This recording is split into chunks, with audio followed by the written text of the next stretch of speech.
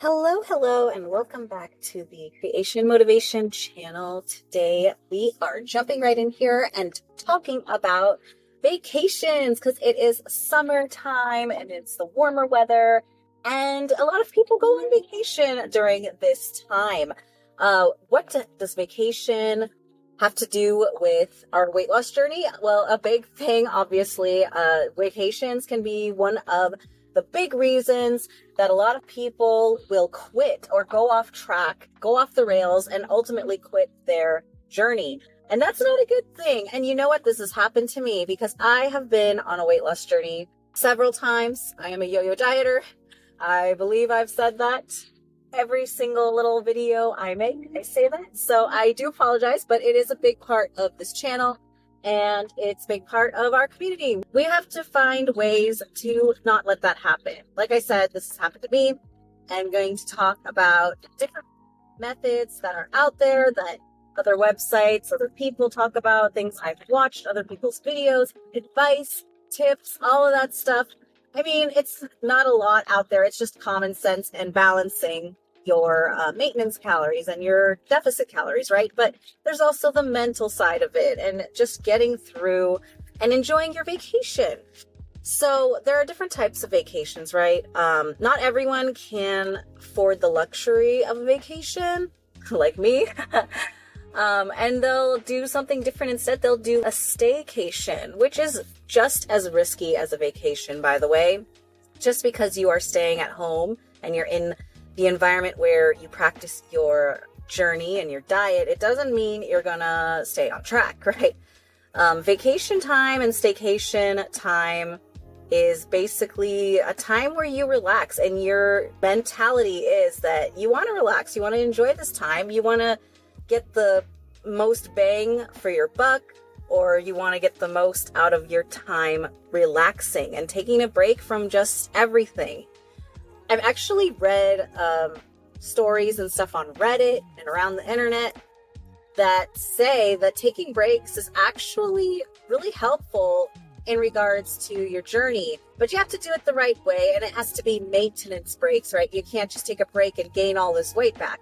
That's the definition of yo-yo dieting. When you take your break, you have to be in maintenance mode. You got to practice maintenance, because otherwise you're just going to ruin all the progress you've previously made, right?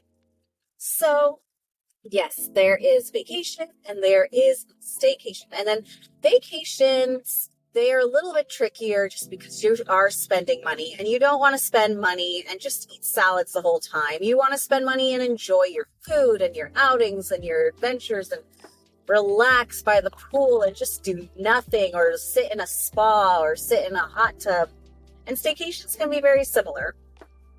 This video specifically is going to be focused on the food aspect. There are other aspects with vacation to address, but this one I want to specifically focus on the food part of it, because that's the main, biggest part of the journey overall. Losing weight overall is you have to be in a deficit or you won't lose weight, right?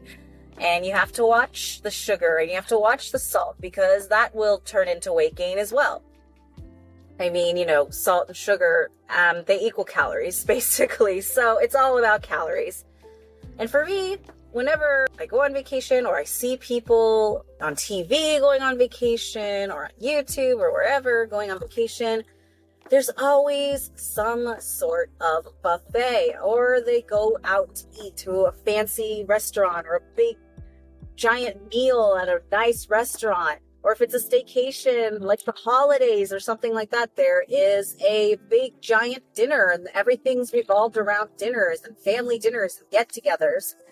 So it's food, basically. And the buffet is one of the big ones, because a buffet, oh my gosh, buffets are very, very risky, very, very dangerous. They make it so very, very easy to overeat. They've got stacks of plates, forks, knives, all of that stuff on the sides of the buffet. And it's basically to encourage you to get as many plates as you want. They got these trays of food with, you spoon them onto your plate, and they encourage you to just fill them up. So of course, these restaurants don't want you to eat that much. They make a profit based on how much you eat, and they'll even kick you out if you eat too much. If you stay too long and you eat too much, there's even stories of them kicking these people out. But their goal is to get you to pay for their buffet and eat as much as you want. And they make it very easy. And there's even places that bring the plates to you. Like, it's just so easy to overeat in a buffet compared to a sit-down dining establishment where you have to order and you have to make a conscious decision on your order and actually talk to the waiter. Whereas at a buffet, no one's really paying attention to you. I mean, maybe they're counting your plates, but who actually does that? Maybe 1 out of 100 people does that and cares what you're eating, but most people are thinking about their own plate, their own food. So it makes it really easy for you to just go and get all of these plates of food, and no one's gonna judge you about it. No one's watching. So it just makes it so easy. And most hotels will have a buffet, a breakfast buffet. And what I like to do when I do any kind of buffet or any kind of giant meal, really, that's like a potluck style or a Thanksgiving style, I like to use what I refer to as the 80-20 rule. Now, the 80-20 rule is not my idea. You just type 80-20 and you'll get a lot of hits about, weight loss in general and how it takes 80% eating versus 20% exercise, which is a totally different rule than what I'm talking about. But that one is very important as well. I'm talking about that in other videos, but that one's very important. You got to focus on the eating mainly and the calorie intake because, exercising alone won't do it. But what I mean when I use 80-20 rule in this particular setting, such as eating in a buffet especially, is that you get your plate. And once again, I didn't make this up. This is something I've read on other people's blogs and other people's videos and stuff like that. And I just, I take it and I modify it for myself. And that's what you got to do in your journey as well. On a side tangent here, comparison is the thief of joy. If you're comparing yourself to others and beating yourself up over it, you're going to take away your motivation and your happiness and you're going to quit. So what I like to do instead is, yes, I see these other people doing so well and I see what they're doing. And maybe it's not something I can do per se, but I can take the idea and I can tweak it to where it works for me. And you can do the same thing. And then when you go and weigh in, if you did lose weight, it is working for you. If it didn't, maybe tweak it a little bit more. But that's a side tangent. I'm sorry. I don't like to get off track, but I like to fit these things in because they matter. They matter, right? So I took this rule and I kind of tweaked it for myself. And I do follow it mainly like others do, but I do kind of tweak it to my liking. It's basically you get your plate. First of all, is you avoid all the junk, okay? There's going to be trays of junk and that smell is going to hit you. And it's really important when that smell hits that you eat something healthy as soon as possible. You need to avoid that smell. You need to avoid that area and go straight to the healthy food, because once your brain smells it and you're hungry, it's going to make you crave it. It's going to make you want it, and it's going to make you more likely to go get it. So it's really important that you get something in your stomach to calm that hunger and calm the craving so that you don't overeat the bad stuff, right? So first thing you do, you go straight to the buffet, the healthy area, or if it's a potluck, the healthy trays. Go to that first, and you 80% put these foods on your plate. Now, not just any healthy food, just not randomly grab stuff. Grab stuff you know you will like and you know you will eat. For instance, I do not like melon at all. I really don't like it. I mean, I can tolerate it. I can eat it. It does taste good when I'm really, really hungry, but it's not something I particularly enjoy to eat. And if I have a bunch of it on my plate, I'm really not very likely to eat that melon if it's on my plate because I don't really like it that much. It's not there. Whereas if I put pineapple on my plate, my favorite fruit of all, or grapes, another favorite, strawberries, and of course watermelon is really delicious to me. I am much more likely to eat that. So yeah, if you're going to go over there and, do this rule, get stuff you will like. I don't really like yogurt, but there's some days I do like it. And that's the other crazy thing is there are some days where you really like a certain food that's healthy, and then there's other days where you just do not want to touch it. You don't want it at all. And that can even happen with favorite foods. You get sick of it, right? So it's important that in that moment, whatever you kind of are craving the most, that you like the most, okay, not counting the bad food, but the healthy food, get what you like and what you're actually going to enjoy and eat. And then once you've done that, you go and the remaining 20%, which is what I tweak, but the remaining 20% is getting food items that aren't so good that you absolutely have to have. This is a bit risky because just one taste, just one bite can really be triggering for some people, especially in the beginning of your journey when you're not used to saying no to yourself and when your cravings are at an all-time high. Just look at those companies out there that are selling like bags of chips and Pringles, for example. Their whole slogan is once you pop, the fun don't stop. You eat one chip and suddenly you're eating the whole thing and it's just gone in an instant. And you're like, how did that happen? I was just going to have one or two. But that's the risk part of it.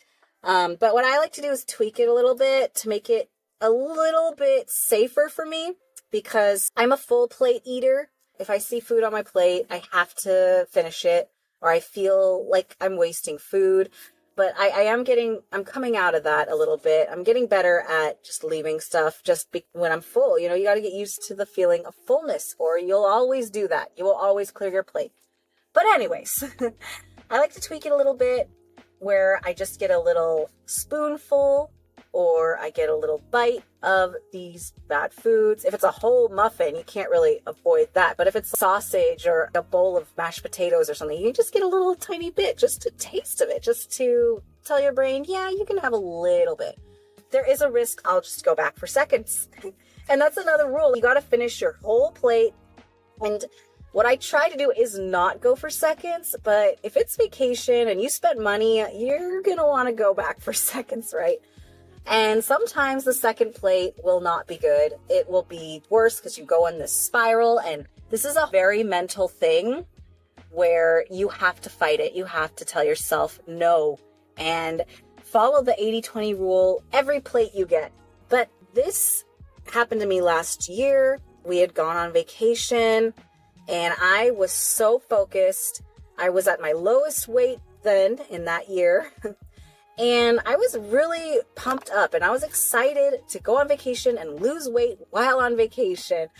And, there's a risk. There's just such a risk. I went into that first buffet the first morning and I did really well and I followed all the rules to a T. But then the second day, something caught my eye. It was muffins, chocolate muffins, and it was one of those really delicious ones where the chocolate chips are kind of gooey and it's soft and it's going to be good. And that disordered eating part of me said, I've been really good and this is vacation and I'm going to just let myself have it. And that just started the spiral. I don't know what happened. I just did not say no to myself. I just said, it's vacation. Screw it. I'm going to enjoy this. This is going to be great. And yeah, I ended up just crash and burning. And it just led to this whole spiral.